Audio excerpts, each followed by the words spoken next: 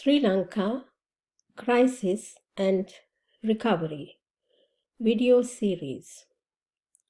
First video, Background and Democracy.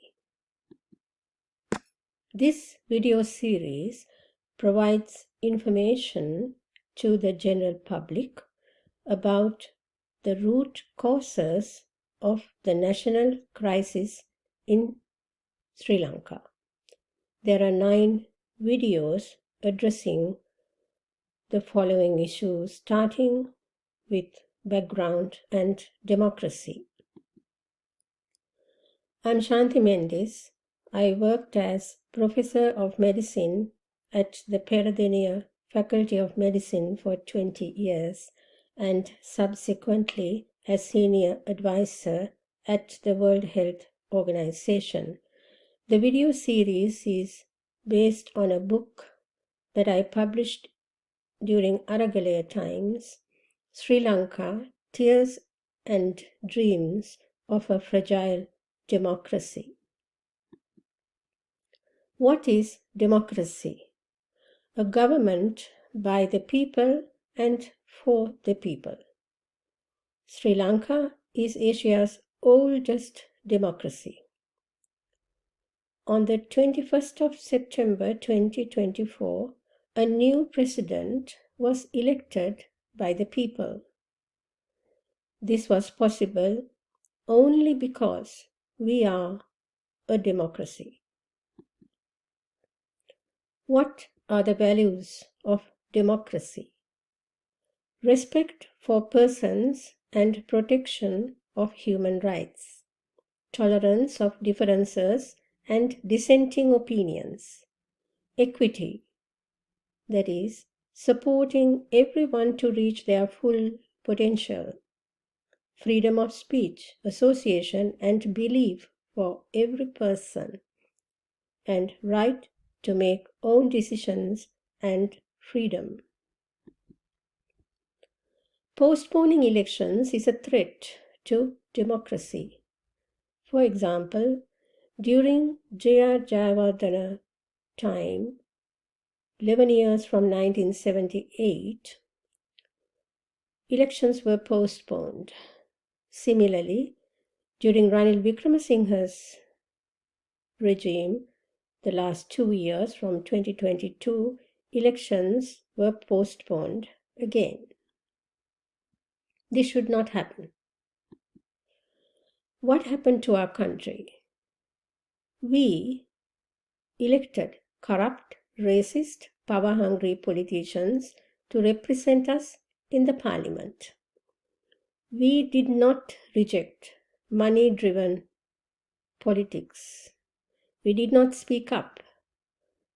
So, corrupt politicians gradually destroyed our country. Sri Lanka, instead of growing like a healthy tree, perished like a tree with a defective root system.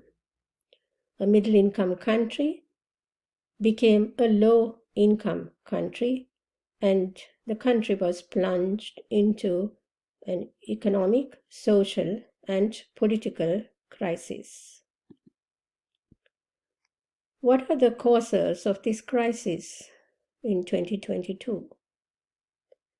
Mismanagement of the economy. But that's not the only reason. There are many other reasons. Some of them are politicization of the central bank, systemic corruption, violation of human rights, misuse of the constitutional amendments, weak governance of the state-owned enterprises, lack of law and order, impunity, and lack of accountability. This video series address most of these root causes. As you can see in this graph, inflation in Sri Lanka rose to 70% by September 2022, an unprecedented inflation rate.